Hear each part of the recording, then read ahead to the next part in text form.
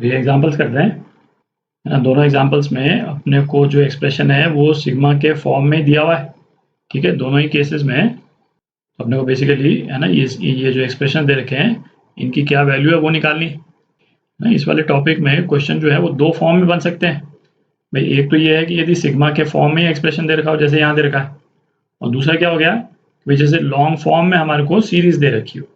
जैसे यही वाला एक्सप्रेशन है, इसको यदि लॉन्ग फॉर्म में हम कन्वर्ट करें तो किस तरह का हो जाएगा, n upon N square plus 1 plus n upon N square plus 2 square है ना, प्लस एंड सो ऑन कब तक, n upon N square plus N square, ठीक है।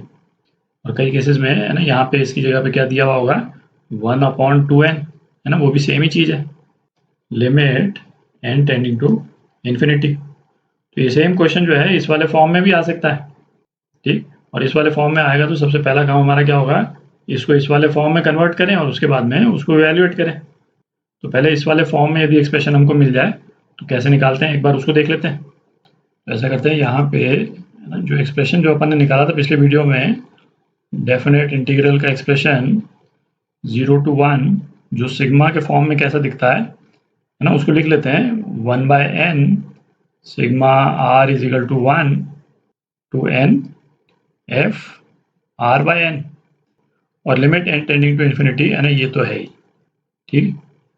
इस वाले एक्सप्रेशन में सबसे पहले तो ये 1/n वाली जो टर्म है, ये 1/n वाली टर्म है ना, इसको बाहर निकाल लेते हैं।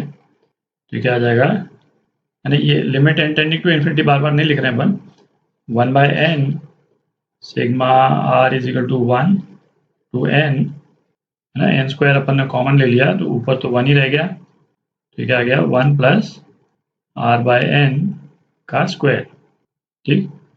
तो अब इसको है ना इस वाले फॉर्म में कन्वर्ट करते हैं अपन, तो क्या आ जाएगा, फंक्शन एफ एक्स है ना, फंक्शन एफ एक्स अपना क्या हो जाएगा 1/1 प्लस एक्स स्क्वायर।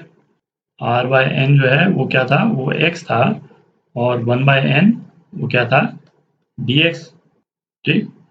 तो ये dx और इंटीग्रल है ना, r इज इक्वल टू 1 पे r/n क्या हो जाएगा, 0 हो जाएगा है ना, r/n x है, और r is equal to n पे x की वैल्यू क्या हो जाएगी, 1 हो जाएगी, तो ये 0 to 1 जा रहा है, ठीक। तो ये इंटीग्रल है ना, ये तो अपने को मालूम ही है क्या है, tan इनवर्स है x 0 to 1, तो अपना आंसर क्या आ गया है ना, π/4। तो ये आपका आंसर। दूसरा एग्जांपल करते हैं है ना, सिग्मा अपने को क्या दे रखा है ना, इसका ध्यान रखेंगे अपन, r is equal to 1 to n नहीं है, r is equal to 4n से r इज इक्वल टू 6n माइनस 1 है। इससे बेसिकली क्या होगा, इंटीग्रल की जो लिमिट्स हैं वो 0 to 1 नहीं आएगी है ना, कुछ और आएगी है ना, उसको देख लेंगे अपन।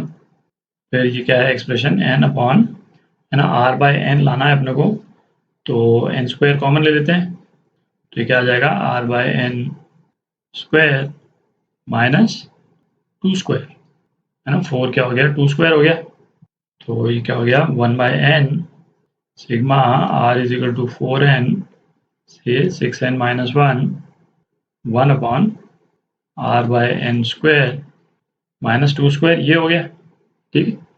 अगेन सेम एक्सरसाइज, r/n को हम x से रिप्लेस कर रहे हैं और 1/n को dx से, तो अपना इंटीग्रल जो है वो क्या आ जाएगा, dx है ना x स्क्वायर माइनस 2 स्क्वायर आ जाएगा, ठीक। अच्छा अब आप लिमिट्स देखें, तो x जो है वो r/n है ना, r जब 4n है तो x जो है वो क्या हो जाएगा, x जो है वो 4 हो जाएगा, ठीक। और r यदि 6n माइनस 1 है तो x जो है वो क्या हो जाएगा 6n माइनस 1 अपॉन n, तो ये 1/n है ना, ये तो 0 ही हो गया क्योंकि n इन्फिनिटी को टेंड कर रहा है, तो ये किसके बराबर आ गया, 6 के बराबर आ गया, ठीक।